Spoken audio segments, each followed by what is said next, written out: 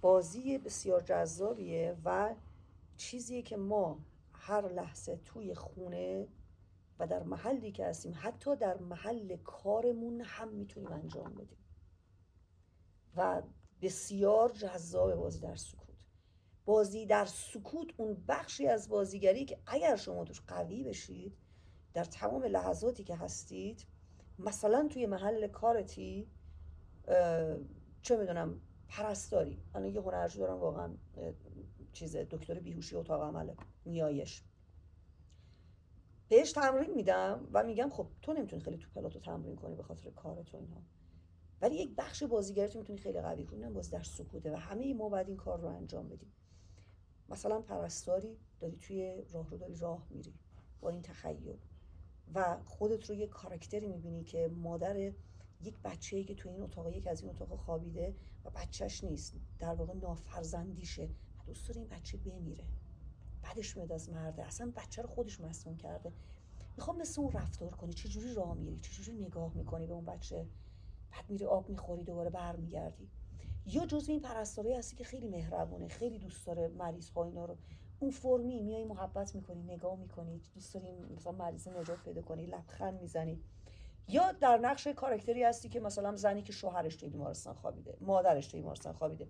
کاراکترهایی و بازی در سکوته، در نگاه، در حس، در تخیلت، همش در سکوت. تو یک کاراکتری هستی که داره یه سری اعمالی رو داره انجام میده و ما این رو توی محل کارمون میتونیم انجامش بدیم، مثلا پشت کامپیوتر نشستی داریم مثلا توی وقتی استراحت دیگه، و مثلا کاراکتری هستی که منتظری که شوهرت بهت زنگ بزنه و بهت بگی که امشب بیا با هم دیگه بریم بیرون غذا بخوریم، تو هر لحظه منتظر تلفنی و ببینی تلفن زنگ نمیزنه، دوباره یه نگاه میکنی، خودت مشغول میکنی اینا، بعد دوباره میبینی دوباره مثلا طرف زنگ نمیزنه، بعد توی تخیل تو این فکر میکنی که چقدر مردی که عوضی الان داره چیکارش گوی داره میخوره.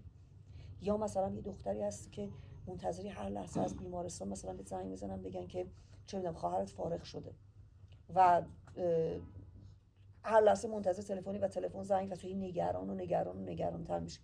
این میشه بازی در سکوت. یا توی خونه که هستی، توی خونه بازی در سکوت خب راحت تره، چون تو از وسایل خونه میتونی استفاده بکنی، میشینی، بلند میشی، لباس میپوشی، تخیل میکنی، گریه میکنی، میخندی، لبخند میری، جلوی آینه وای میسی، به خودت نگاه میکنی، هی در تخیل خودت توی فکرت هی داری حرف میزنی، دراز میکشی، بلند میشی. اینا اون چیزیه، اون بخشی از بازیگری که ما توی محلهایی که هستیم میتونیم به راحتی انجامشون بدیم. اگر انجام بدید میتونیم این کار رو انجام بدیم. بازی در سکوته. باید حس تو خیلی قوی باشه، میزانسنه و حرکت هایی که میدی، حالا دیگه تو خونه راحته دیگه، راحت میری در رو باز میکنی، میشینی، میخوابی، دراز میکشی، اکسسوار داری دیگه، ولی تو پلاتو اکسسوار نداری.